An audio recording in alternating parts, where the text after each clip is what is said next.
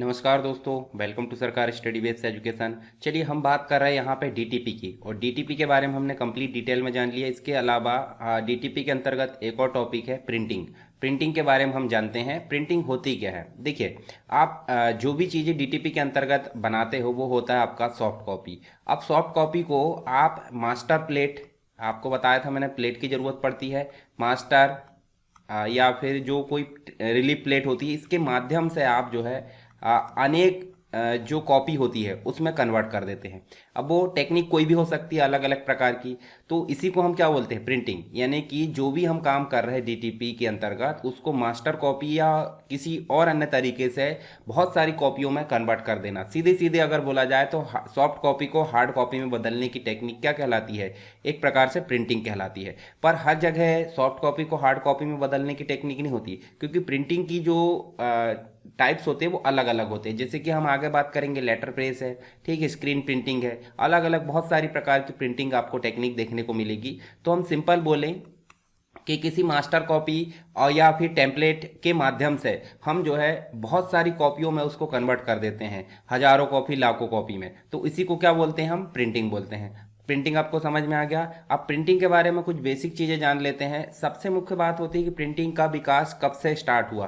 तो सीधे सीधे अगर बोला जाए तो प्रिंटिंग का विकास और आविष्कार का श्रेय चीन को जाता है, ठीक है। भारत का पड़ोसी है, हालांकि अच्छा पड़ोसी नहीं है, ठीक है।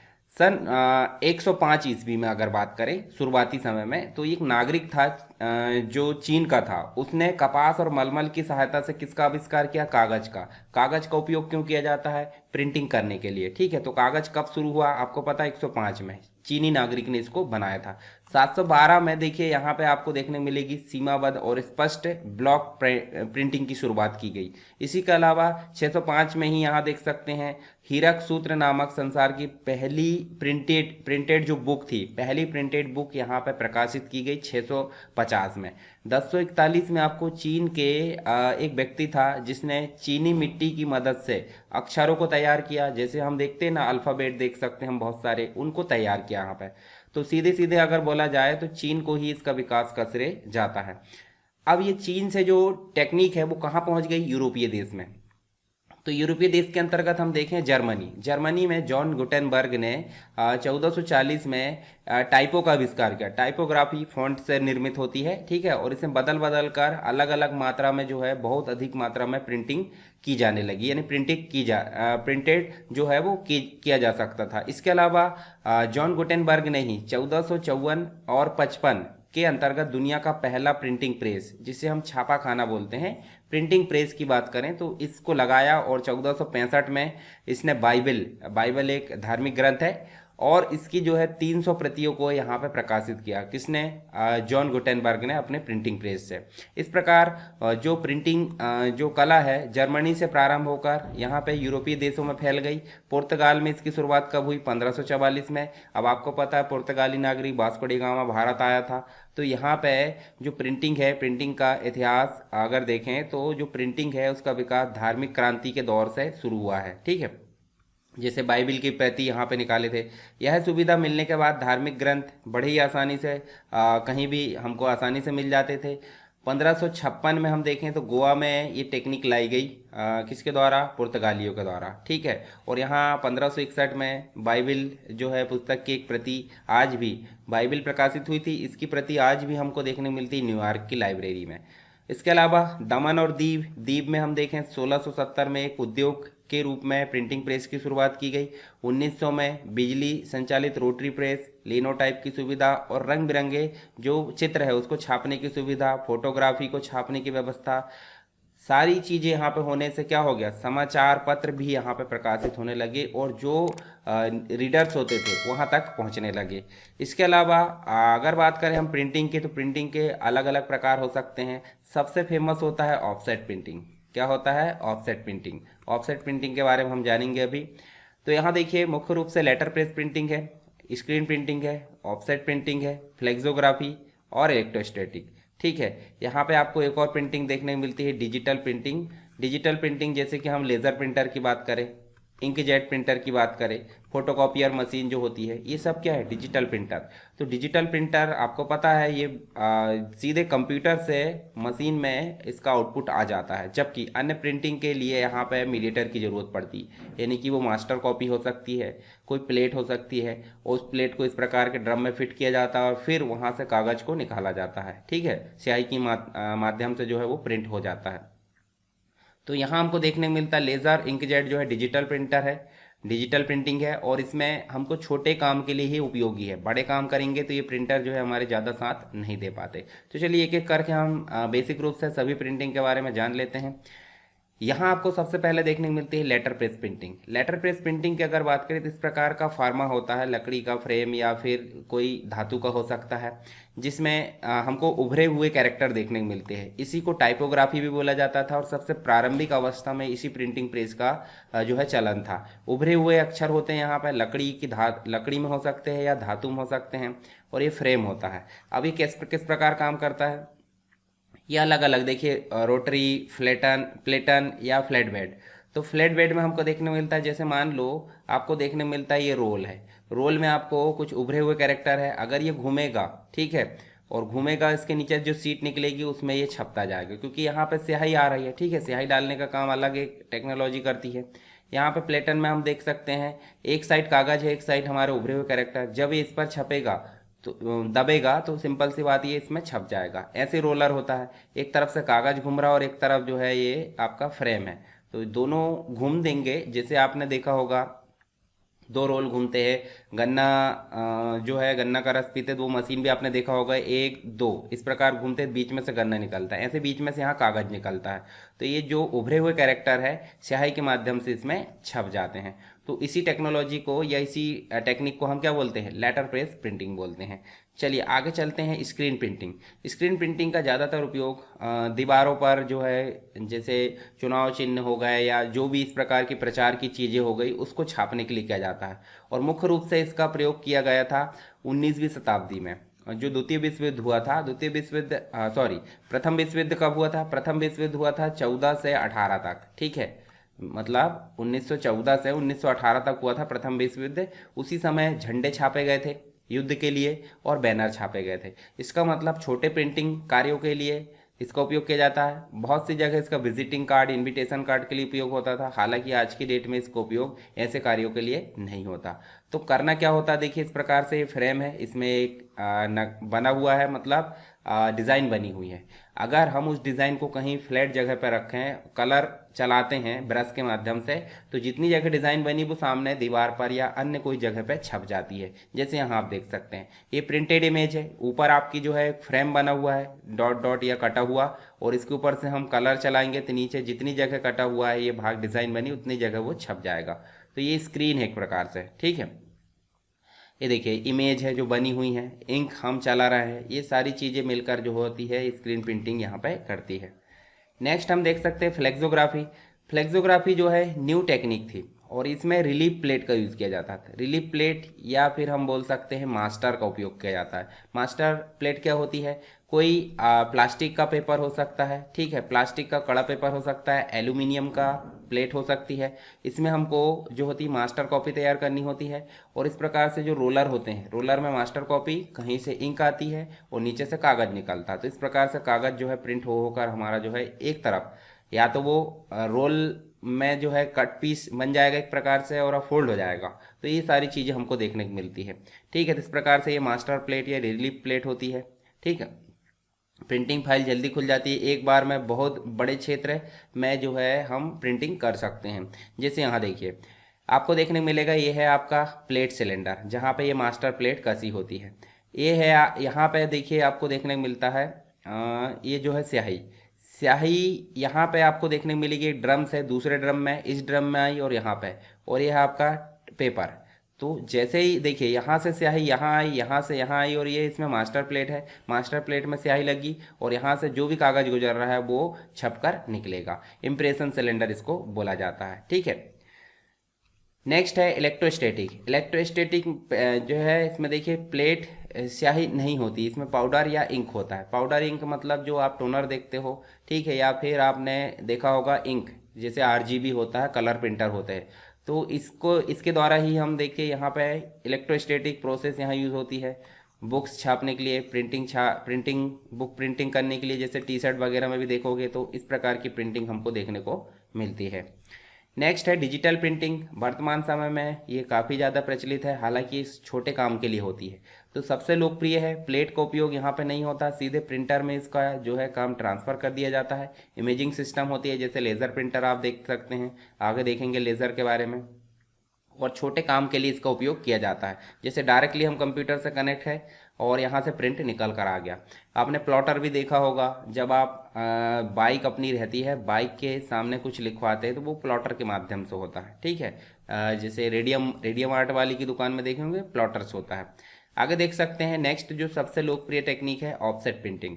ऑफसेट प्रिंटिंग क्या होती है, इसे लिथोग्राफी प्रिंटिंग भी बोला जाता है, ठीक है। काफ़ी ज़्यादा उपयोगी है, सर्वव्यापी है, छोटे मध्यम कार्यों के लिए इसका उपयोग किया जाता है और काफ़ी तेज है। देखिए छोटे मध्यम कार्य और इसकी ज़्यादा क्वालिटी नहीं होती। जैसे आपने देखा होगा न्यूज़पेपर की बात करें तो न्यूज़पेपर जो है छपते तो है पढ़ने लायक, परंतु जो है इसका उपयोग हम और किसी चीज़ में, जैसे इमेज हमको साफ साफ यहाँ पे नहीं दिखती। जबकि वही बात करें हम डिजिटल की, यानी कि इंकजेट प्रिंटर की या फोटो प्रिंटर की, तो वहाँ पे आपको फ़ोटो बाकायदा क्लियर नज़र आती है, ठीक है। लेज़र प्रिंटर में भी क्लियर होता है। तो सबसे तेज, सस्ती, काफ़ी अच्छी गुणवत्ता होती है पर ज़्यादा अच्छी नहीं होती है, ठीक है। सामान्य प्रिंटिंग के लिए इसका उपयोग किया जाता है। इमेज और जो प्रिंटिंग प्लेट है उससे रबर की सीट पर इसको स्थानांतरित किया जाता है और बुक्स, मैगजीन, बिल बुक, इन सभी चीज़ों के लिए या न्यूज़पेपर के लिए इसका उपयोग किया जाता है। जैसे यहाँ भी देखिए आपको मास्टर प्लेट की ज़रूरत पड़ती है, तो मास्टर प्लेट से जहाँ से कागज़ होकर गुजरेगा, रोल वाला हो सकता है या सीट हो सकती है, ठीक है। तो वहाँ से ये अपना जो है इमेज इम्प्रेशन सिलेंडर के माध्यम से इस पर कागज़ पर छोड़ देगा, ठीक है। जैसे इस प्रकार से देख सकते हैं। ऑफसेट के अलग अलग प्रकार हो सकते हैं, जैसे आप देख सकते हैं 3 प्रकार की ऑफसेट प्रिंटिंग होती है। एक तो सीट फेड होती है। देखिए सीट फेड में आपको देखने मिलेगा छोटी छोटी पीसेस होती है, कागज़ के टुकड़े, कागज़ के जो सीट होती है उसके माध्यम से प्रिंटिंग की जाती है, ठीक है। और छोटे काम के लिए इसका उपयोग किया जाता है। परंतु एक ऑफसेट जो होती है जिसमें कंप्लीट रोल होता है, देखिए कागज़ का, और आगे जाकर ये खुद जो ट्रे होता है आउटपुट, उसमें ये जो है छोटे छोटे पीस में ये कट होकर फोल्ड हो जाती है। तो जिसमें सीट कट होकर लगती है वो होती है आपकी सीट फेड, और जिसमें कंप्लीट रोल होता है वो होती है वेब फीड। और एक होता है ट्रेडमार्क वगैरह, कुछ लोगो वगैरह यहाँ पे छापना है, उसके लिए होती है क्विक सेट ऑफसेट, ठीक है। तो यहाँ हम देख सकते हैं, देखिए कंटिन्यूअस रोल है, ठीक है। आगे जाकर वो जो है रोल सेपरेट कट होकर अलग हो जाता है। ज़्यादा मात्रा में प्रिंटिंग करना है तो हमको ज़रूरत पड़ती है वेब ऑफसेट की। किसकी ज़रूरत पड़ती है? वेब ऑफसेट की। जैसे कि न्यूज़पेपर की बात करें, मैगजीन्स की बात करें, बहुत बड़ी मात्रा में बुक्स की बात करें, तो इस चीज़ के लिए हमको ज़रूरत पड़ती है वेब ऑफसेट की। दूसरी जो होती है आपकी सीट फेड होती है, जिसमें देखिए रोल नहीं होता है, इसमें सीट जो होती है प्री कट होती है, यानी कि पहले से जो पेजेस होते हैं वो प्री कट होते हैं और ज़्यादा मात्रा में इसका उपयोग नहीं किया जाता, मतलब बड़ी मात्रा में प्रिंटिंग के लिए इसका उपयोग नहीं किया जा सकता। आसानी से इसको ऑपरेट कर सकते हैं, ठीक है। जैसे कि कार्ड स्टॉक है, प्लास्टिक एंड मेटल, इस पर प्रिंटिंग आसानी से की जा सकती है। और जो लास्ट है तीसरे नंबर की क्विक सेट ऑफसेट प्रिंटिंग, ये प्रिंटिंग की क्वालिटी इसमें काफ़ी हाई होती है, ठीक है, हाई क्वालिटी की होती है। जैसे ट्रेडमार्क हम छापना है, ठीक है, इंस्ट्रक्शन जो है बुक्स के और पीरियोडिकल जो मार्क्स होते हैं उनकी उपयोग, मतलब उनकी प्रिंटिंग के लिए इस प्रिंटिंग की ज़रूरत पड़ती है, ठीक है। अब बात कर लेते हैं प्रिंटिंग जो होती है हमारी ऑफसेट प्रिंटिंग, उसकी प्रोसेस क्या होती है। तो ऑफसेट प्रिंटिंग देखिए यहाँ पे आपको देखने को मिलता है 4 मुख्य कलर आपको दिख रहा है, सियान, मैजेंटा, येलो, ब्लैक, जिसे हम शॉर्ट में क्या बोलते हैं, CMY के। CMY के 0 से लेकर 100 तक इसकी मैक्सिमम वैल्यू होती है। और यहाँ आपको दिख रहा है पेपर इंकिंग सिस्टम है, ठीक है। यहाँ पे आपको सिलेंडर दिख रहा है, 3 प्रकार के सिलेंडर है, प्लेट सिलेंडर जहाँ मास्टर कॉपी होती है, ब्लैंकेट सिलेंडर, और एक होता है इम्प्रेशन सिलेंडर, ठीक है। तो प्लेट सिलेंडर और मास्टर कॉपी होती है। इम्प्रेशन सिलेंडर में आप देखोगे तो फाइनली यहाँ पे जो है प्रिंटिंग होती है, ठीक है। और ये मिडिल होता है, दोनों के बीच में कम्युनिकेटर का काम करता है। तो ऊपर से देखिए आपको देखने मिलेगा आपको इंक जो है इंकिंग सिस्टम के माध्यम से जो है ड्रम में इंकिंग लाई जाती है, इंक लाई जाती है, और बाद में फाइनली मास्टर कॉपी कहाँ पे आ जाती है आपकी इम्प्रेशन सिलेंडर में। और लास्ट में जो रोल है या सीट है वो आपका जो है डैम्पनिंग सिस्टम के माध्यम से आउटपुट यानी कि डिलीवरी सिस्टम में यहाँ पे आ जाएगा। तो मुख्य रूप से कितनी प्रोसेस हमको देखने को मिलती है। फीडिंग सिस्टम, जहां आपको सीड फीड होती है। प्रिंटिंग सिस्टम में आपका देखने को मिलता है, देखिए आपको ये चीज़ें देखने को मिलती है जिसमें प्लेट जो सिलेंडर है वो भी आ जाते हैं, कलर भी आ जाते हैं। उसके अलावा इंकिंग सिस्टम में आपको देखिए यहाँ पे इंक देखने को मिलती है। डैम्पेनिंग में आपको फाइनली जो प्रिंट हो है बाहर निकलता है। और डिलीवरी सिस्टम में आपका ट्रे होता है जहाँ पे आपको आउटपुट के रूप में पेपर मिल जाता है, ठीक है, और फोल्ड भी हो जाता है। ऑफसेट प्रिंटिंग में ये चीज़ होती है। तो आपको ये अच्छा, इस चीज़ के बारे में आपको कंप्लीट पढ़ना है तो आपको एक पीडीएफ भी मिलेगी। पीडीएफ आपको कहाँ मिलेगी? SSW एजुकेशन पीडीएफ, जो आपको टेलीग्राम चैनल है डिस्क्रिप्शन बॉक्स में दिया गया है उसमें मिलेगी। और आप यूट्यूब चैनल को अभी तक सब्सक्राइब नहीं किया है तो आप सब्सक्राइब कर लीजिए, ताकि आने वाली जितनी भी वीडियो है वो आपको मिल सके। और बेल आइकॉन क्लिक कर लोगे तो सबसे पहले इसकी नोटिफिकेशन आपके पास आएगी। चलिए आगे चलते हैं, अब बात कर लेते हैं लेज़र प्रिंटर की। तो लेज़र प्रिंटर के बारे में थोड़ी सी चीज़ें जान लेते हैं। ये डिजिटल प्रिंटिंग की टेक्नोलॉजी के अंतर्गत काम करता है। तो आपने इस प्रकार का प्रिंटर तो देखा होगा जहाँ सीट लगी होती है और आउटपुट इधर से आता है, बस इतना ही आपको दिखता है। पर होता क्या है, पेपर ट्रे है। पेपर ट्रे यहाँ रोलर के माध्यम से आगे जाता है। अब देखिए यहाँ पे आपको देखने को मिलेगा टोनर होता है। टोनर मतलब ब्लैक कलर का जो पाउडर होता है। यहाँ लेज़र होती है, लेज़र के माध्यम से देखिए लेज़र फेंका जाता है और टोनर जो है पिघल कर कहाँ पे आता है? सीट पर। अब सीट पर उसी जगह प्रिंट आएगा जहाँ पे हमने इंस्ट्रक्शन दिया। जैसे पेज में कहीं कहीं जगह खाली होती है और कहीं कहीं जगह मैटर होता है या पिक्चर होती है, तो यहाँ पे उसी जगह ये पाउडर गिरेगा जहाँ पे उसको छपना है, ठीक है। तो लेज़र के माध्यम से प्रिंटिंग होती है, इसलिए इसका नाम लेज़र प्रिंटर है, ठीक है।